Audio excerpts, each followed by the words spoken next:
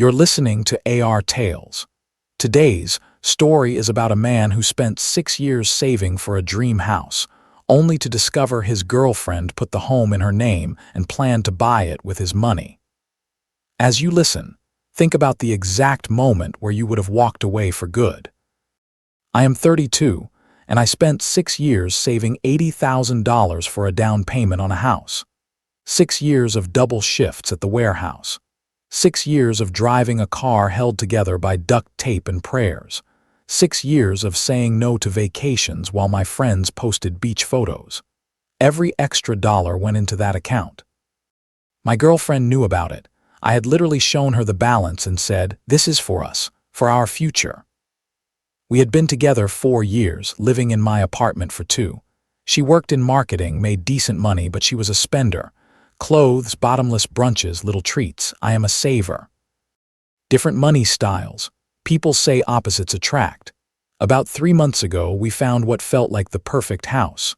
3 bedrooms, 2 bathrooms, a nice yard. The price was $340,000. My $80,000 would cover the down payment and the closing costs. We talked about that house constantly. She wanted the master bedroom painted gray.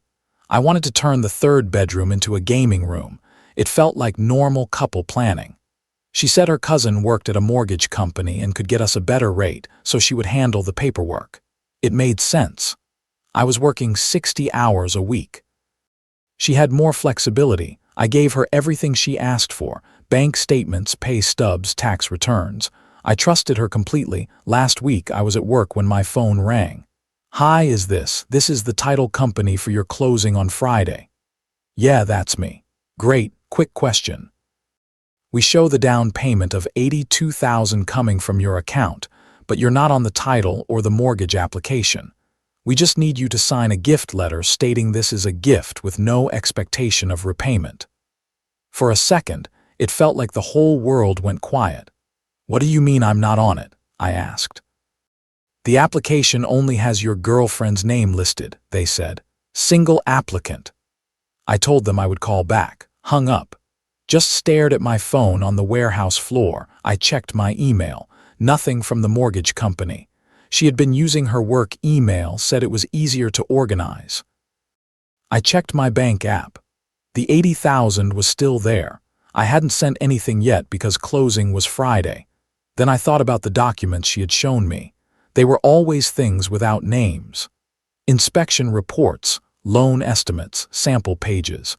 Never the actual application with her name on it. This was the first moment where my stomach knew the truth before my brain did. That evening, she came home excited, carrying paint samples. "Hey babe, look at these grays for the bedroom. I'm thinking this one," she said. "I got a call from the title company today," I said. Her body tensed just for a second. "Oh, about what?" she asked. "They said only your name is on the application. They asked if my $80,000 was a gift." She did a fake little laugh. "What? No, that's wrong. Must be an error. I'll call my cousin tomorrow." "I'll call them now," I said, picking up my phone. She grabbed my wrist. "Babe, they're closed. Let's deal with it in the morning," she said. I pulled my arm back. "Why are you sweating?" I asked. "I'm not. It's just hot in here. Obviously, it's a mistake." "Why are you being weird?" she said. I called anyway. They picked up. I put it on speaker and asked them to confirm the name on the application. Just her name. Single applicant. Submitted mid-August. Her face went white. I hung up and looked at her. "Explain," I said. She took a breath. "Okay, look. My cousin said it would be easier to get approved with just my name because my credit score is higher. We were going to add you after closing," she said. "That's not how mortgages work," I said. "That's what he told me," she said. "I was going to tell you, I just kept forgetting." "You forgot to mention you were buying a house without me, using my money," I asked. "You're twisting this," she said, tearing up. "It was going to be our house. I was protecting us. I didn't want complications." Sometimes people say protecting us when they really mean keeping control. That wording is a big red flag. I felt strangely calm. "Interesting paperwork," I said. "What?" she asked. "Nothing," I said, and I went to the bedroom. She followed me, talking nonstop. First it was her cousin's idea. Then it was just for efficiency. Then it was meant to be a surprise to show how easy she made it. Her story kept changing. That was another sign I could not ignore. Eventually, she gave up and slept on the couch. The next morning, I called the title company. "I need to cancel that wire transfer," I said. "Sir, closing is in 3 days. The seller is expecting," they started. "Not my problem anymore," I said. I called my bank and added extra security on my account. Then I called a real estate attorney. It cost me $400 for an hour. "Did you sign anything?" he asked. "Nothing," I said. "Then you're fine. It's her contract. She'll lose the earnest money and the seller might sue her for breach. You're not obligated to give her that money," he said. "What if she says we had a verbal agreement?" I asked. He actually laughed. "Verbal agreements about real estate are worthless here. Change your bank passwords." I went home after that. She was already there. She had called off work. Her eyes were swollen from crying. "The title company called," she said. "They said you canceled. What's happening?" "You tried to steal my house," I said. "I didn't. We were going to add you after," she said. "You're lying," I said. "If you loved me, you wouldn't have hidden this." She kept sputtering excuses that did not match each other. "Here's what's happening," I said. "I'm staying here tonight because I pay most of the rent.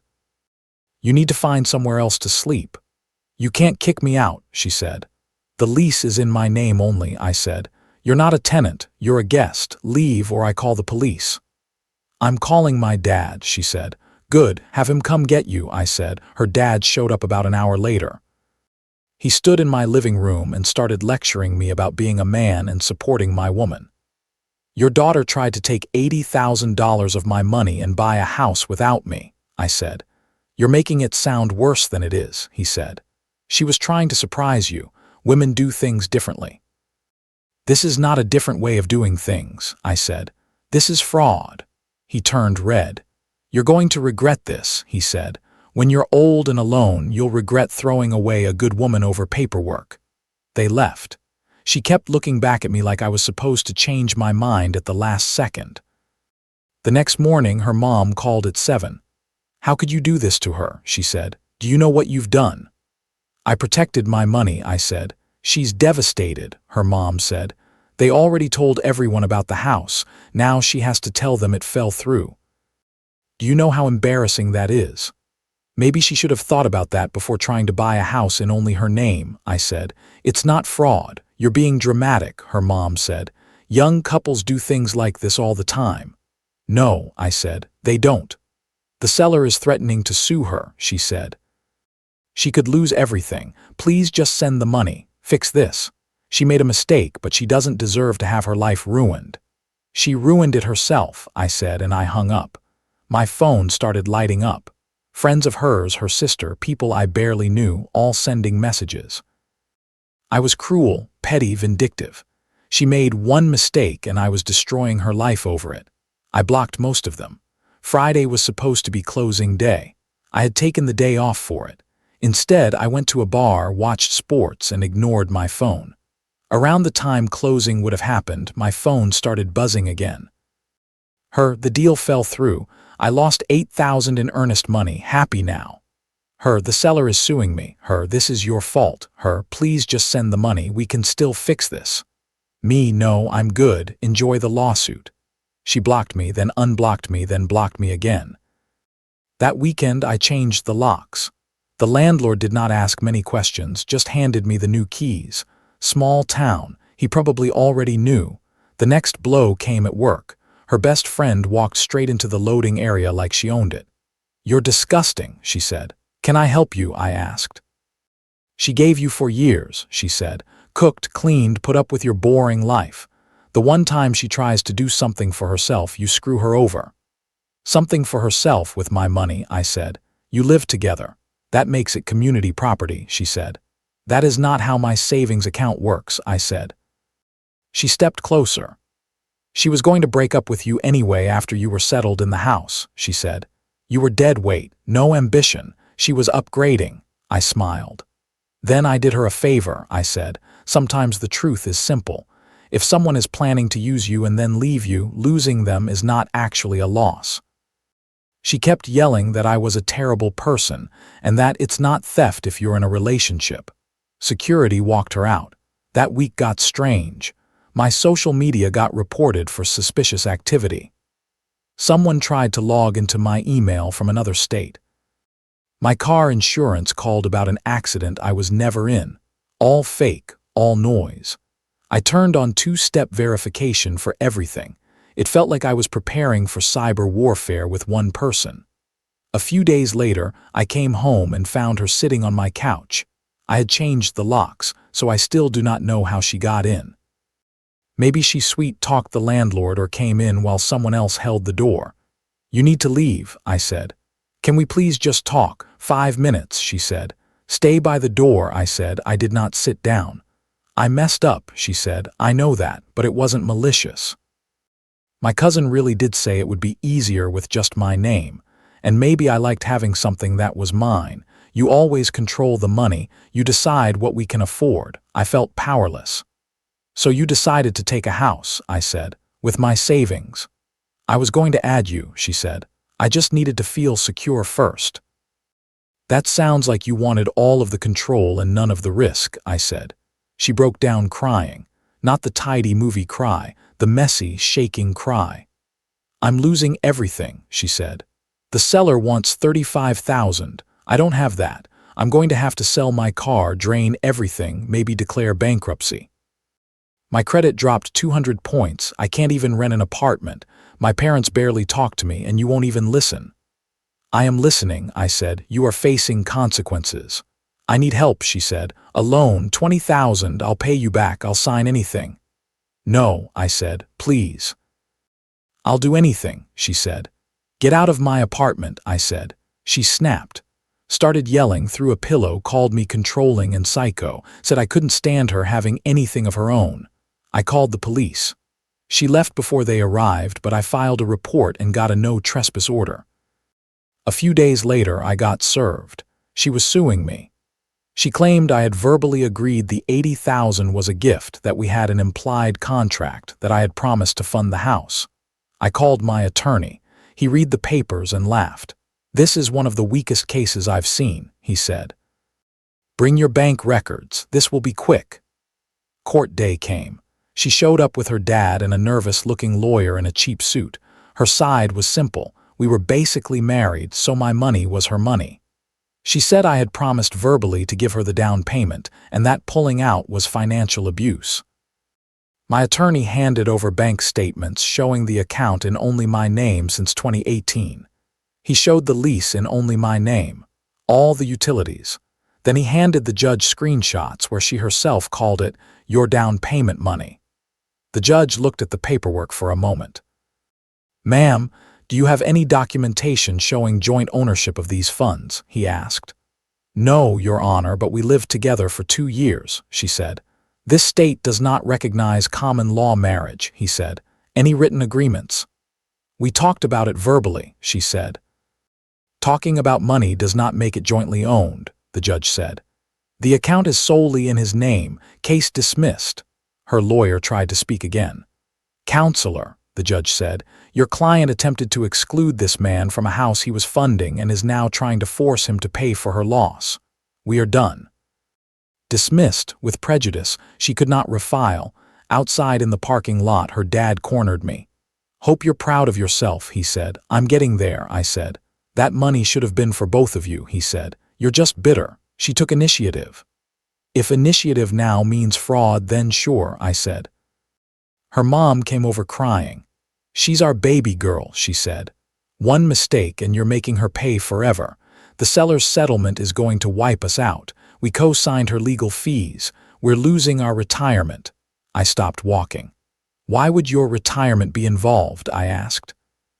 Her dad looked away. "We thought she had a real case," he said. I started laughing. I could not help it. "You co-signed this lawsuit," I said. "You enabled it. That is on you." Her dad yelled something about karma. I walked away. Later, she texted me. "Hope it was worth it. You're going to die alone." I replied, "Better than being someone's ATM." A week or so after that, she appeared at my job again. Security tried to stop her, but I waved them off for a minute. "The settlement went through," she said. $32,000. My parents had to pull it from retirement. They're working 5 more years now because of you. Not because of me, I said, because of your choices. You could have prevented this, she said. We could be in a house right now. Your house, I said. That was the point. She grabbed my arm. I want you to know you ruined my life, she said. I can't get an apartment. I'm living with my parents. My friends won't talk to me. Everyone at work thinks I'm a joke. Do you get that? A joke. And whose fault is that? I asked. I loved you, she said. You loved my money, I said. There is a difference. Security walked her out while she cried. I felt nothing. Not joy, not guilt. Just finished. Her cousin, the mortgage guy, sent me a message online saying I was vindictive and that I had entrapped his cousin. He said he would tell everyone what kind of person I was. I replied, go ahead. I have court documents. Let people decide. He blocked me. Her best friend tried one last time over the phone. She's really struggling, she said. Can't you help? Just $10,000 to help with the debt. No, I said. After everything you shared together, you're really going to be like this, she asked. Everything we shared was built on her planning to cut me out of a house I was paying for, I said. That wasn't a mistake, that was a plan. You deserve to be alone, she said. Okay, bye, I said, and I blocked her too. About a month after court, things settled. Her case was dismissed with prejudice. The sellers got their settlement. Her parents are working extra years trying to rebuild their retirement. She has a credit score in the low 500s and cannot get approved for much of anything. She is living with her parents, paying them rent, and fighting with them about it. She got demoted at work from client-facing to back-end admin. Pay cut included. Her friends mostly stopped inviting her out when she could not keep up anymore. She posted passive-aggressive things online. They got almost no response. I ran into her at the grocery store, small town, hard to avoid. She looked tired. Hair in a messy bun, cheap store brand items in her cart. We made eye contact. She opened her mouth like she wanted to talk, then turned her cart and kept walking. That night I got a text from a new number. I know you won't respond, but I need to say this, she wrote. I'm sorry. I thought I was being smart, securing my future. I didn't see it as stealing. I saw it as protecting myself. I was wrong. I hurt you. I hurt my parents. I ruined my own life. I don't expect forgiveness. I just wanted you to know. I read it. I did not reply. I blocked the number. Not out of spite. Just because there was nothing left to say. My attorney later asked if I felt good about how it turned out. I don't feel good or bad, I said. I just feel done. The $80,000 is still in my account. I have started looking at houses again, but this time I am thinking smaller. A townhouse I can afford completely on my own. A place where the deed, the loan, and the risk are mine. My friends sometimes ask if I feel guilty about her parents losing retirement money. I don't. She chose to cut me out of a house I was funding. They chose to bankroll a lawsuit against me instead of talking sense into her. Those choices all had predictable outcomes. My mom came over for dinner recently and asked how I was really doing. Tired but okay, I said. You did the right thing, she said. You protected yourself. It doesn't feel like I did anything, I said. I just refused to do what she wanted. That is exactly what protecting yourself looks like, she said. A woman from the warehouse asked me out the other day. I turned her down. I told her I am not ready, and that is true. I am okay being alone right now. It is better than being someone's bank account with legs. The house still stings a little. I really like that place, but not like that. Not with my name missing from the papers and my money on the line. I would rather wait and do it right. She is living with the consequences she created. Maybe she will learn something from it. Maybe she will not. That is not my responsibility anymore. I am moving forward quietly, carefully, with my money and my name under my control. That is the whole story.